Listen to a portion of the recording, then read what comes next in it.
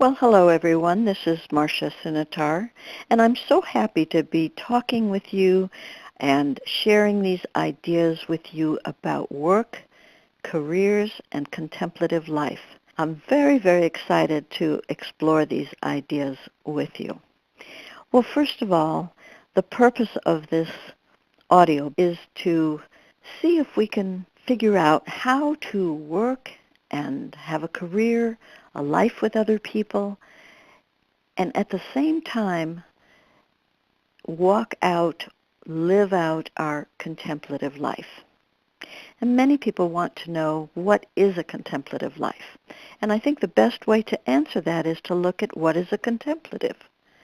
Now, the great author, writer, that beautiful writer and Cistercian monk, Thomas Merton, once wrote that the monk is a person who has a special call, a special summons to pray, to seek and to serve God. Now, many of us don't talk about God anymore. In the public domain, in the public uh, marketplace, we use other words. We say reality, capital R. We say transcendence, capital T. Some of us say the spirit. Some of us say consciousness. For myself, I use the word God. I ask you to use words that are comfortable and meaningful to you. But going back to the contemplative is definitely one who is called or summoned or prompted from within to live a set-apart life in a way that is most meaningful to him or to her.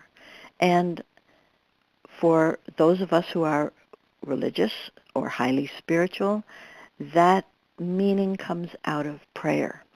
You know, it's said that when most people have a joy, a heartache, a loss, a problem, they turn first to friends, family, experts, the doctor, the lawyer, the teacher, the advisor. But the contemplative, the true contemplative, will turn first to God, will pray, will be obliged to seek that, what has been called an inner odyssey, to seek deep within himself or herself for that still point that reveals the true reality, the true nature of things. Now, I probably have more questions than I have answers, and those questions are for you to mull over, to ponder, to think about in relation to your own life. At the same time, I will answer some of those questions. At least we'll explore them. Well, so we've said that there are some questions to be asked. Of course, these questions can go a lifetime without being answered. I think it was the psychoanalyst Carl Jung that said some conflicts, some questions that we have in our life are never answered.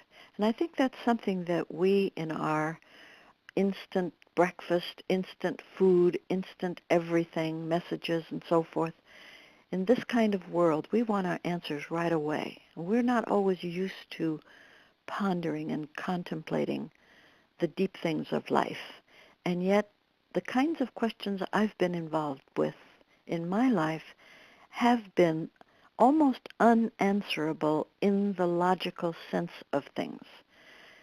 On the other hand, as I walk out my truth, or truths, plural, they seem to reconcile. They seem to get answered, and yet they are not always answered in a way that I can articulate. And this makes it very difficult to talk with you about it unless you are a discerning type of listener. So, because contemplative life is urged and motivated from within us, it's a kind of inner demand.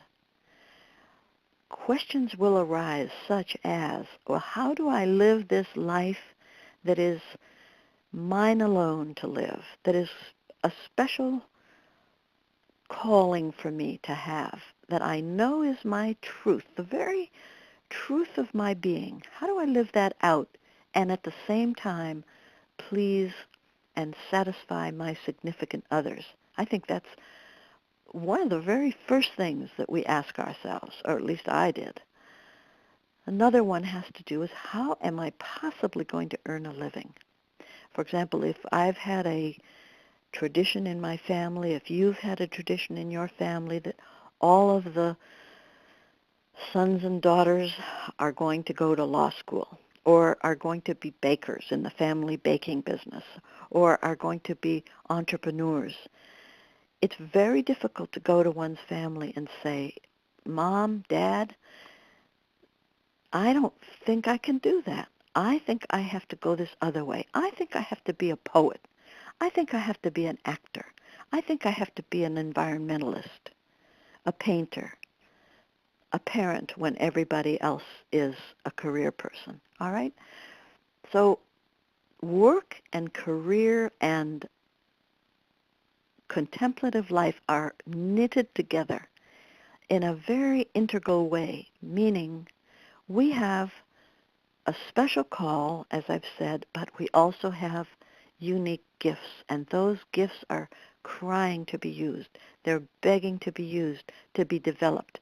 It doesn't mean that we can earn a living with those gifts, but it does suggest that if we keep at it, maybe take other jobs, work at it, perfect what we can do, become really competent at the thing that we love to do, somehow the life that we want, the life that is ours to live, the lifestyle that is ours to live, is packaged along with that. In other words, the poet will find a way of living that satisfies that demand from within to live a certain way, to respect the words that he uses or she uses, that allows for time to be thoughtful and contemplative. So you see, I've broadened the term from that monk's definition of being called to pray to a wider venue, a wider demand, to be called to live out the truth of who I am in a certain way, according to a certain standard, a certain structure. And in this way, we come at those questions that I began with. How do we satisfy others? Early on, it may not be possible to do that. Later on, it generally is. Not always, generally. So let's look at some ways that we might get our distinctive answers. I believe that our work, not so much careers where we're climbing a corporate ladder, let's say, perhaps to impress other people, but our real heart call, vocation you could call it, our work seems to be embedded with the life that we were born to lead. One of the ways we can come at our answers is to find prototypes or positive models, some call it role models, of people that we think are doing and living the way we would like to. One of those that I'd like to use today, and I'd always like to give you one of these prototypes because it gives our mind a path. We don't have to be up and close and personal with these people, individuals. They could be fictional names, fictional stories. But a true story is that of John Muir, the Scottish-American naturalist, conservationist, environmentalist. Now, when he was a boy, he was abused. And when he was a boy, he ran away. He was very young at the time, and he had been badly, badly used as an indentured servant, pretty much, by his father. You can read about it in books, I think, published by Sierra Club, Great West Books, very, very worthwhile reading if you have a taste for the contemplative life and you don't quite know how to put it together with your own work that you feel summoned to do. At any rate, Muir lived in the woods, and he saw and heard God in the woods. I recall once reading about when he was in Alaska, and he went out into the woods, and he said, I hear God's voice in these woods. And when we hear somebody talking like that, it's a clue to what they're all about. He would write to his friends, and I'm going to paraphrase, and he would say something like, you would do me the greatest kindness if you wouldn't ask me to come out and be with you and come out and rub my mind up against other people's minds.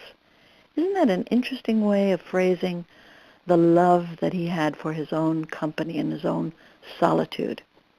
And so if we're a poet, we might find a prototype of a poet that we admire, and the same if we're a parent. And of course, that's a true vocation. And this is the way we might want to come at some of our answers. Because to be a contemplative, to live a contemplative life, regardless of our work, it is a worldview. It's a worldview that progressively unfolds our essential nature, our true nature, the beauty of who we are, warts and all.